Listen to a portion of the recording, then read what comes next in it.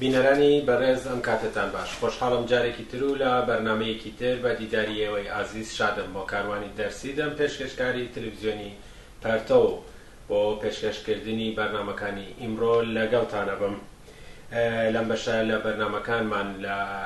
ئستودیۆی تەلەڤیزیۆنی پەرتەو هاوڕێ عەبدوڵڵای دارابیمان لەگەڵایە. هاوڕێ عەبدوڵڵا بەخێر بۆ ئستودیۆی تەلەڤیزیۆنی پەرتەو. سپاسدانەکەم و سپاسی هەموو بینەرانی خۆشەویستیشەکەم. سپاس بۆ ئێوەش بینەرانی خۆشەویست. مۆزوعی ئەم بەشە لە بەرنامەکەمان هەروەک ئاگادارن مۆزوعی ئەسید پاشی لە ئێران بە درێژایی تەمەنی جمهوری ئیسلامی درێژەی بووە و بەردەوامە، بەڵام لە ڕۆژانی ڕابردوو بە شێوەیەکی وەحشیانەتر لە جاران لە شاری ئیسفەهان دەسیدایە ئەسید پاشیەکی بەربڵاو کە ئەم مەسەلە خۆی لە خۆیان سەرنجی هەموو جیهانی بەرەو خۆی ڕاکێشا و هەر ئەم مۆزوعا بوو بەهۆی شڵەژان و تێکچوونی سەرانی جمهوری ئیسلامی بۆ پاساودانەوەی ئەم مۆزوعا زۆر شڵەژاوانە مامەڵەیان لەگەڵ مۆزوعەکە کرد. سەبارەت بە مەسەلەی ئەسید پاشی ئەگەڕێمە لای هاوڕێ عەبدوڵڵا و ئەو پرسیارەی ئاراستاکەم. هاوڕێ عەبدوڵڵا، هەروەک لە مقەدەمەی شارەم پێ کرد، جارێکی تر جیهان و هەروەها ویژدانی بیداری ئینسانەکان سەرسام بوو لەوەی کە جمهوری ئیسلامی بەم شێوە بۆ جارێکی تر بە شێوەیەکی بەربڵاو لەگەڵ ژنان مامەڵەی کرد و هەر ئەم مەسەلە سەرانی جمهوری ئیسلامی زۆر شڵەژان کە بێنەوە پاساوێت بۆ ئەم مەسەلە بێنەوە. پێم خۆشە لێدوانیەوە پەیوەند لەگەڵ مەسەلەی ئەسید پاشی و هەروەها لایەنی شڵەژانی خودی جمهوری ئیسلامی و سەرانی جمهوری ئیسلامی. حقیقەتەوەیە کە هەروەک خۆت لە پرسیارەکە ئیشارە پێ کرد، چەند فاکتۆر لێرە دەخیلە بۆ ئەوە کە ئەوضاع ئەحواڵی دنیا بەرامبەر بە یعنی ئەفکاری عمومی دنیا بەرامبەر بەم مەوزوعە حەساس‌تر بووە و بە تووری خاص و ویژە خەڵکی ئێران ئەمە قبوڵ ناکەن لە هیچ شار و لە هیچ بەشێکیان کە ئەم ئەبزارە 35 ساڵە کە عەلەیهی ژنان بەکارهێنەوە کەماکان هەر بە شێوەی پێشوو بەم شێوە ئیدامەی بە خەڵک خوازیاری متەوەقفبوونی خەڵک دفاع ئەکەن لە خەڵکی ئێران بۆ متەوەقفکردنی. ئەمانە هەمووی فاکتۆرایەکن کە واقعاً جمهوری ئیسلامی ئەلان ناتوانێت وەکو جاران و خەڵک ئیجازەی پێ نادا، یعنی مەسەلەی ئەسڵی خەڵک ئیجازەی پێ نادا وەکو جاران ئەم حربە بەکاربێنێت، چون جمهوری ئیسلامی بە حربەی ڕعب و وەحشەت متەولد بووە، بەم ئەبزارە هاتووەتە مەیدان بۆ ئەوە کە کرێکاران و بە تۆری خاص و ویژە بزوتنەوەی ژنان لە ئێرانە سەرکوتکە، چون بزوتنەوەی ژنان جنبشی ژنان جنبشێک بووە کە پێ بەپێی جنبشی تەبەقەی کارگەر بربەرەکانی جدی کردووە جمهوری ئیسلامیە هەر لە 35 ساڵەوە پێشەوە وەتی جمهوری ئیسلامی هاتووە سەرکە تاوەکو ئەمڕۆ لە مەیدانی شەڕا وجودی بووە، حزوری بووە، پاشەکشێک کردووە هاتەتە دووەوە زەعیفتر بووە، بەڵام دیسانە هەستاوە سۆر ڕۆشتووە. ئەنێ مەداوم ئەم بربەرەکانی جدیە پێ بەپێی وەشان بەشانی مبارزاتی طبقەی کارگەر لە ئێرانە دژ بە جمهوری ئیسلامی وەک دوو بزوتنەوەی بەرچاو و مهم کاری کردو. بۆیە جمهوری ئیسلامی هەر لە سەرەتاوە بربەرەکانی جدی کردو لەگەڵ ژنانە، هەر لە سەرەتاوە تێکۆشاوە بە پاشەکشێکردن بە بزوتنەوەی ژنان بتوانێت زۆرتر بە طبقەی کارگەر و خەڵکی کارگەر و زەحمەتکێشە زاڵ بێت. و دیارە چون حکومەتی سەرمایەداری و ئەفکار و ئیدئۆلۆژی ئیسلامیشی هەست تەلاشی کردو بەم ئەفکار ئیسلامیە وها غاڵب بێت ئەم شەڕە بەرێتن یو یعنی شەڕ لەگەڵ ژنانە بەرێتن یو ماڵانش کە بردوویەتی تا حدودێک بردوێتی و زۆرێک ژن بەداخەوە لە ئێرانە بە وەسیلەی خودی کە سوکارەکان خۆیان کوژراون یا سووتێنراون یا بەڵای جۆراجۆران بەسەر هاتووە. ئەمە ئەوش منتەها نەفسی بزوتنەوەکە و خودی بزوتنەوەکە قەت پاشەکشەی بەو مانە نەکردووە کە هەڵنەسێتەوەتم کز بوو هەڵسو هێنی بووە هەسو کەوتی بوو منتەها حقیقەتەوەیە کە هەر هاتووتە پێشەوە. ئەمە یەکێک لەو فاکتۆرانەی کە جمهوری ئیسلامی بە شدەت ترسناکە بۆ، چون ئەو ئەبزارەی کزە بێت وەختێ نەتوانێت وەکو جاران هێرش کاتە سەر نیوەی کۆمەڵگا دەرنەتیجە فەلەکشترە بێ بۆ تەعەڕوزی بەرامبەر بە طبقەی کارگەر. چوتم ئەبزاری سەرکوت و کوشتن و بڕین و ئێعدام مەرعوبکردنی کۆمەڵگا لە جامعە ئەمە ئەساسی ترین حربەی دەستی جمهوری ئیسلامی بووە وەکە چون جمهوری ئیسلامی هەر لە ئەوەڵۆ این خەڵک نەبووە هێناوێنێ تەحمیلیان کردو بە خەڵک تەحمیلیان کردو بە خەڵک قبڵی نەبووە ئەم 35 ساڵە تەمەنی گوزراوەشە خەڵک بە گشتی بە عام وەکو خەڵکی ئێران زیاتر لە 90% مخالفێسی و ئەم ڕژیمە نە قانونی نە یاسای نە کردانی نە ئەعمالی هیچی بەدڵ نییە چون دژی ئینسانیە دژی بەشەر بەڵام ئەو یانە جمهوری ئیسلامی تەلاشی کرد بە حەملە بەم دوو بزوتنەوە کرێکاری و بزوتنەوەی ژنان ئەم هێرشە بکات ئەم هێرشەکە یەکێکیان کەسکە بە نەفعیەوە کە بەقای بەخاتر عمری درێژکاتەوە ئەمە حقیقەتێکە کە ئیستا جمهوری ئیسلامی وەختە تماشای قەزێکەکە جاران بەڕاحەت هەموو ڕۆژە سەنساریە کرد بەڕاحەت هات ئەی کوشت ئەی بڕی ئەسید پاشی کە هیچ وەکو تۆ لەسەرتاوە کرد ئەم یەپەرە پێدا یعنی لەباری ئیسلامیەکەش وەکو هەڵقەی زەعیفتر لە تەبەقەی کارگەر دەستی بۆ برد وەتێژم تەبەقەی کارگەر ئەو نییە کە تەبەقەی کارگەشی پیاوێت تەبەقەی کارگەر بەشو پیاوێت بەڵام گەرێکی لەم هەڵقە زەعیفە ئیسپادەکە بیشکێنێت تێکیشکێنێ پاشە کێکێکە نابودی کە بەنفعەوە کە سەیتری خۆی لە جامعە گسترش پێوە بۆیە ئەم مەسئلە مەسئلەیەکی جددیە لە ئێرانە بۆیە ئەگەر حجاب لەسەر ژن نابچێەوە ژن بێتە مەیدان یانە ئەو زمینە بۆ مساعد بێکە لای بە جمهوری ئیسلامی وحشەت ناکەشێتە دووە بۆ نمونە خەریک مەواڵێ وەگەرنا ئەوەکە مەسوود حکمەتی شاری پێکاڵێ ئەڵێ ئینقلابی داهاتووی ئێران سەرنگونی جمهوری ئیسلامی بێ ئینقلابێکی ژنانە بێ ئەمە شتێکی ئەسادە و هاکەزای ئاسایی نییە چون حقیقەتەوەی وەتێ ژن بێتە مەیدان نەتەنیا نیوەی کۆمەڵگایە بەڵکو یەکێک لە داخوازیە هەر ئەسلەکانی تەبەقەی کارگەر لە ئێران بەرابەری ژن و پیاوە خاڵێکی فوقڵادە مهم خاڵێکی ئەساسی و یەکێک لە مەبانی ئەساسی کۆمۆنیستەکانە و ئەم حیزبەی وەکو حیزبی حکمەتیست ئەگەر مراجعەکەن بە بەرنامەی دنیای باشتر ئەمە بەرچاو هەموو ئینسانێک کرد کە کۆمۆنیستەکان بێ ژنان ناتوان ئینقلاب بکەن جا بۆیە وەختێک ئەڵێ ژنان ئینقلابی ژنانە دقیقاً معنایەوەیە کە تەبەقەی کارگەر و ژنان شان بەشان یەک دێنە پێشەوە حتا وەکو بزوتنەوەکەشی نیوەیەک لە کۆمەڵگاکە وەختە لەم تەبەقەی کارگەرمە بەس لەم نیوەوەیە کە بەشی هەرە زۆری لەگەڵ کرێکارانە هێتر یاریدەریانە یعنی کرێکاری پێ ناتوانێت بێ کرێکاری ژن بێ ژنان حتا مانگش دەوام بێت دقیقاً چرخەی اقتصادی مملکەت هاوشان و هاوخەباتی ژنان و پیاوان پێکەوە دقیقاً جیالەوە تۆ سێریەوەکە الآن لە تەحسیڵاتە بە ئاماری خودی جمهوری ئیسلامی 65 لە سەدی دانشگاکان و 65 لە سەدی دانشگاکان ژنانن و ژنان سەرکەوتووترن کچان سەرکەوتووترن بەرامبەر بە پیاوان جاوی مەبەستم وتە کە نەقشی ئەسڵی و ئەساسیان هەیە لە تۆلید لە جامعە جاوی پاشەکردن بەم ئەرسە و ئەوە وەکو ئەبزارێکی ئەسڵی 35 ساڵە بەکاری دێنێ و ئیسە بەکاری دێنێ و بەڵام ئیسە لە وەختی بەکاری دێنێ بلا فاسە خەڵکی شارەکان و خەڵکی ئەسفەهان و خەڵکی چاران و شارە پێکرد هەڵاسن لە بەرابەر ڕژیمە ئەن بەناودەم ڕژیمە و ستۆپیەکەن متەوەقفیەکەن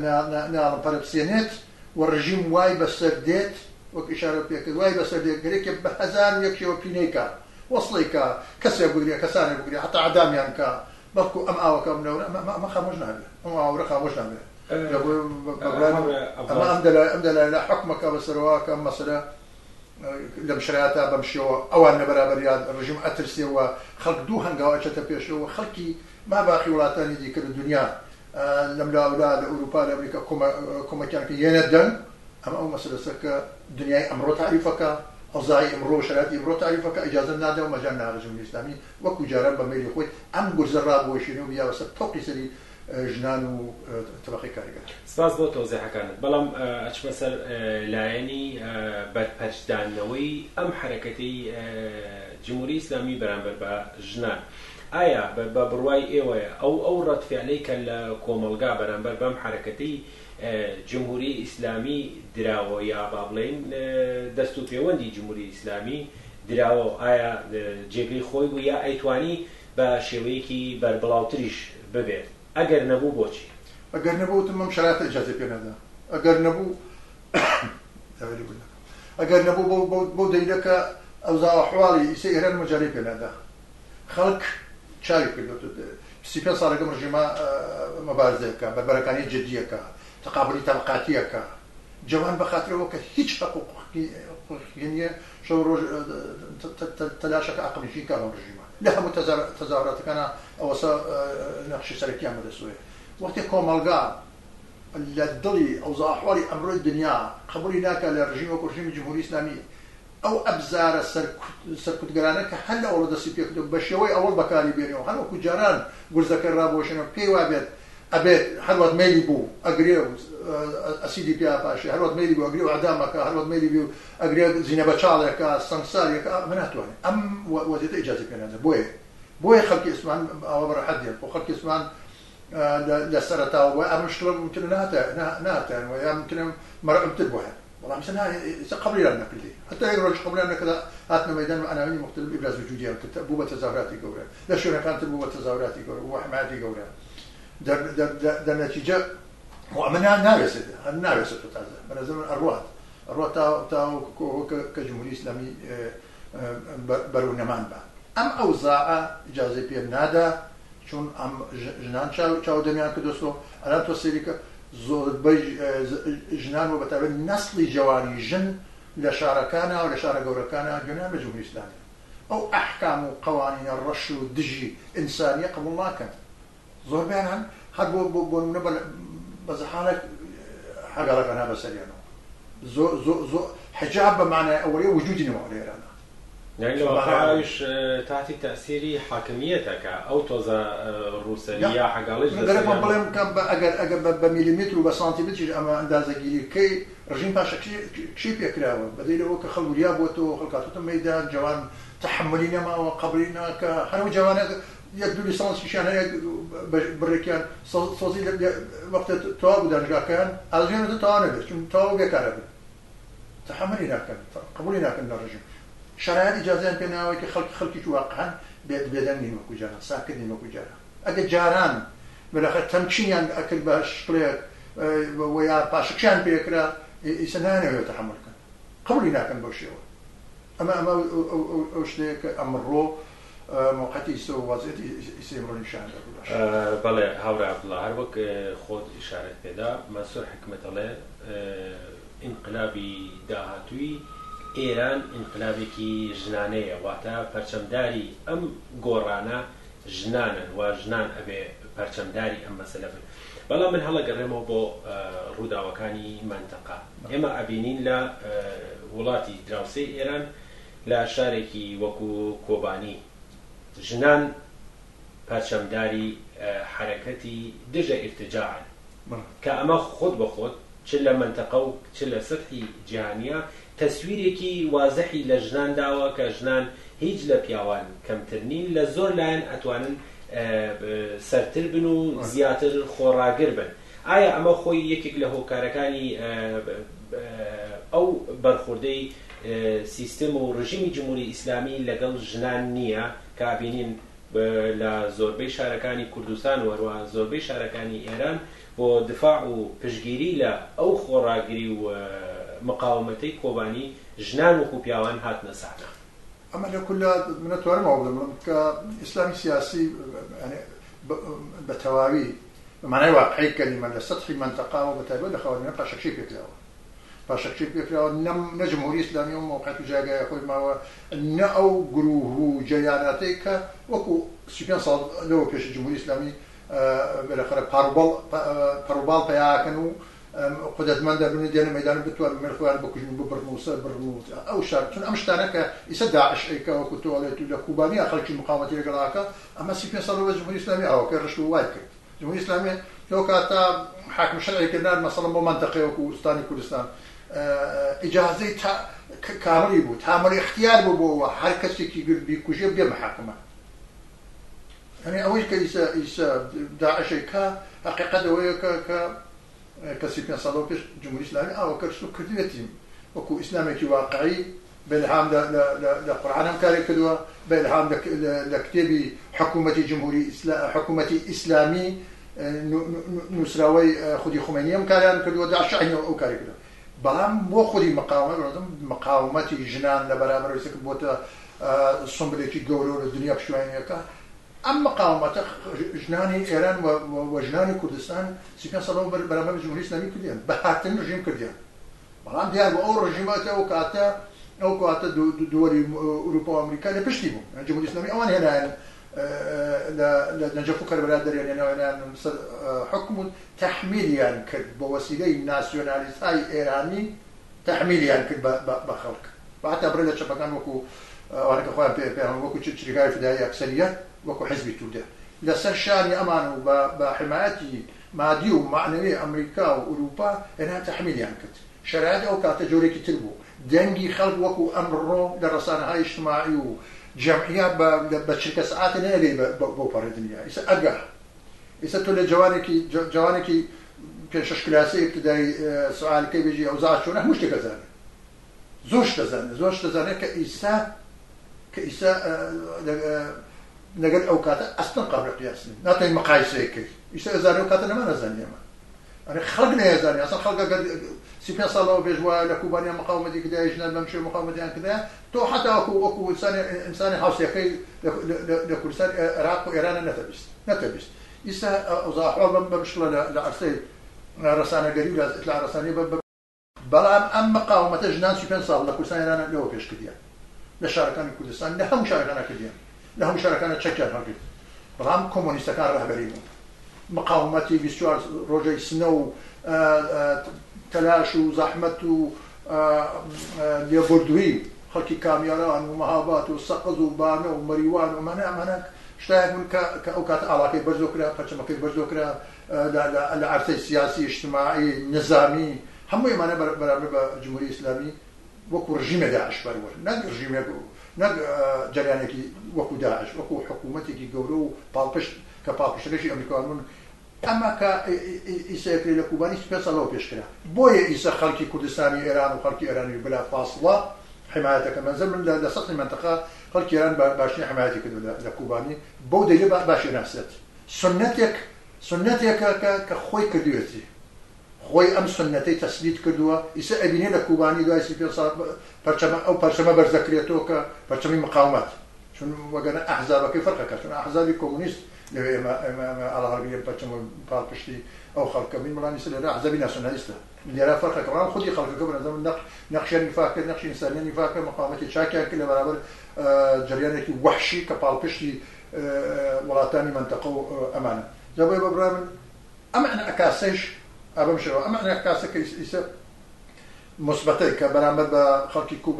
کوبانی هەیە دقیقاً بەرامبەر بە جمهوری ئیسلامیش وجودی هەیە دوێکە لە شاری سنە لە شاری لەبەرە لە شارەکانە پەرچەم دفاع لە کوبانی جارێکی تر لەگەڵ خەڵکی دنیا هاوپشتی خەڵکی دنیا بەرز بوو ڕژیمی جمهوری ئیسلامی هێرشی کردە سەر خەڵک بەتایبەت خەڵک شاری سنە هێرشی کردە سەر جوانان لە یەکدان و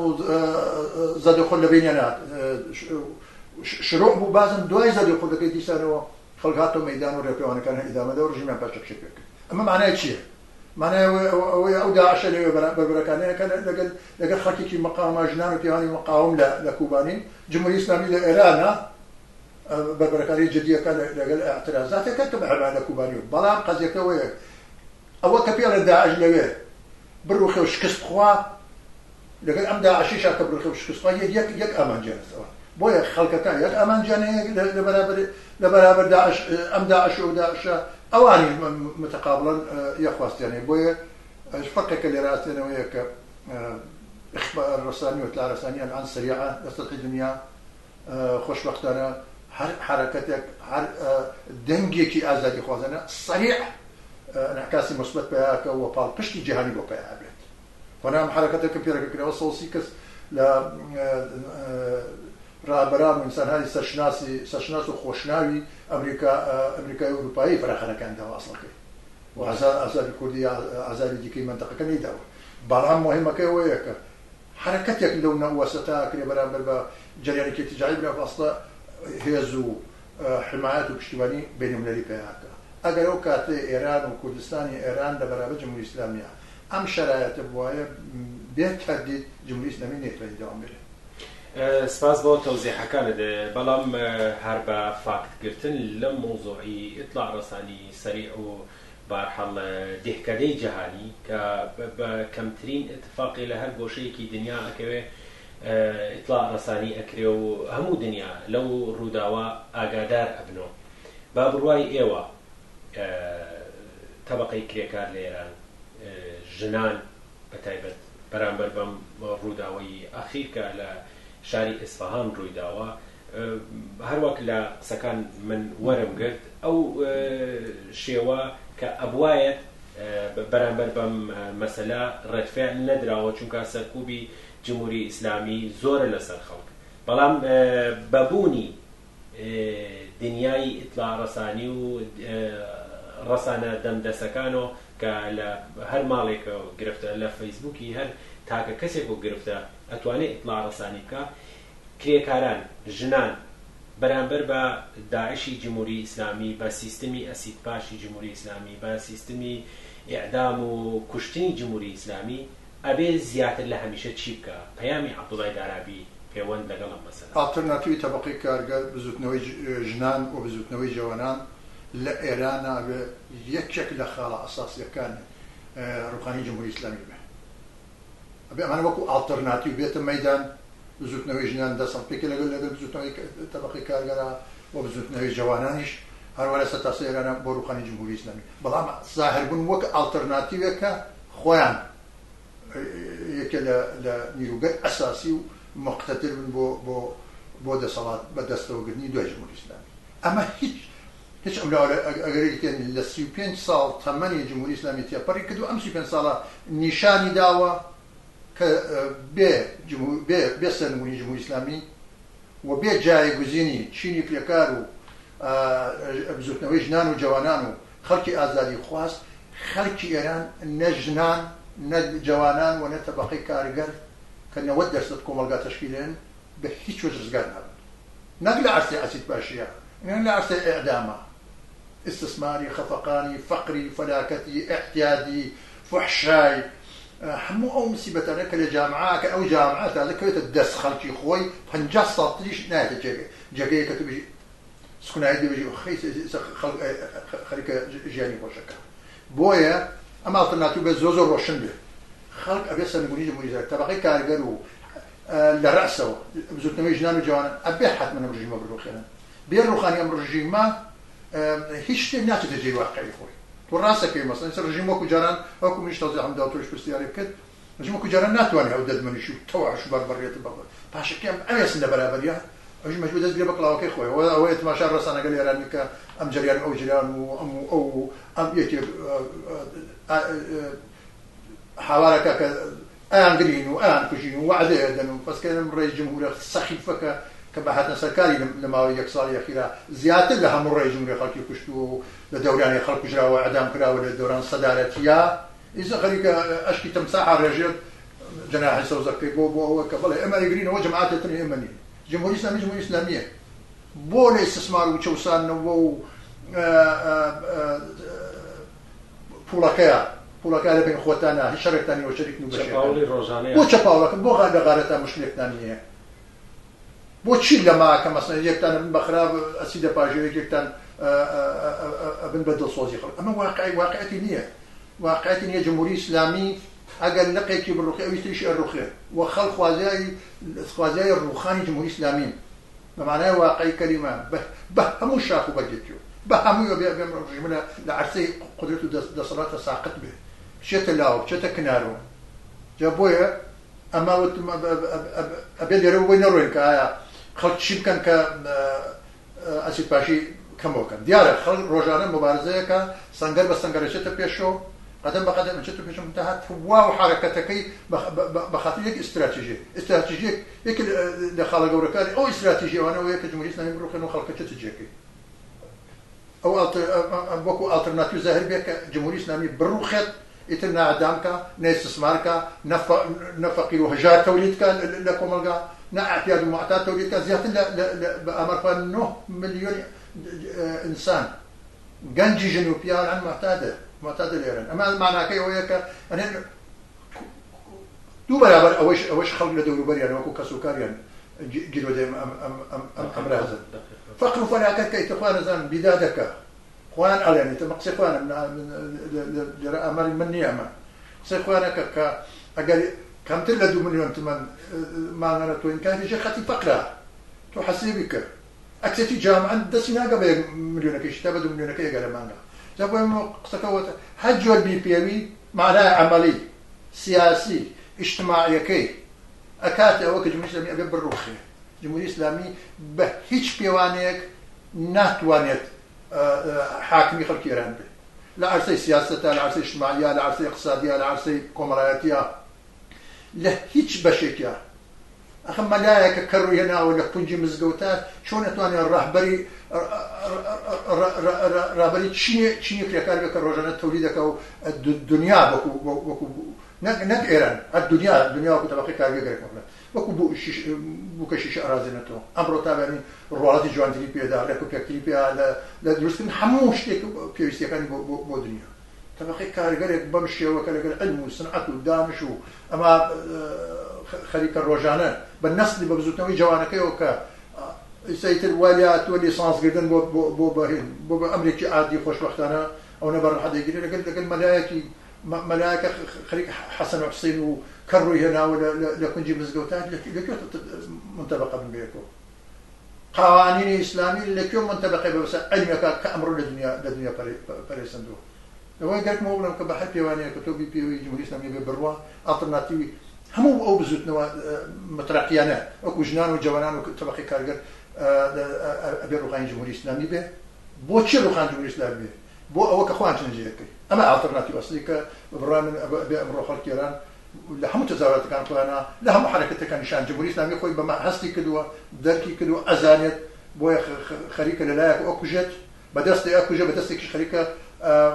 تحميق وفريبك أبو وكبيجي ولا أو دسته وهم دستني وهم دسته باش أو دسته خرابة هردو دستك بشكة كبير الجناحي صوزو وجناحي الرشي جمهورية إسلامية ولجير شتري أمدو بالا ديانو صدان أحزاب وقروه جرياناتي إنسان كجو لومبنو خيريو هيش لنهاتو خليك بس خلقها هناك حكومة سباز بوتو زي كانت هاوري بلا سباز بويكا لم بشل برنامج كان سباز تكن سباز بوتو بوهمو بينراني خوشويسيش كتحملي أم فرصتها سباز بويوا سپاس بۆ ئێوەی بینەرانی بەڕێز کە تا ئەم بەشە لە بەرنامەکان لەگەڵمان بوون بینەری دوایین بەشی بەرنامەکانمان بن لەگەڵمان بمێنەوە.